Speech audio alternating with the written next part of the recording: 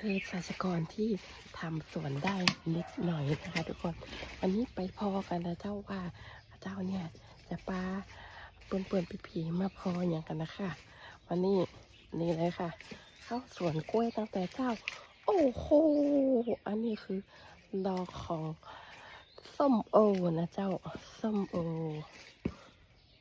โอ้โหกล้วย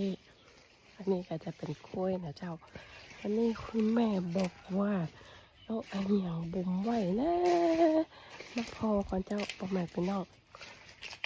อันนี้ก็จะเป็นมะม่วงนะคะนี่คือตั้งจอแล้วนะคะทุกคนนี่ไงมาแล้วอันยังจ้าบุมไว้อยังนี่นะคะทุกคนพอก่อนอะไรเอ่ยอะไรเอ่ย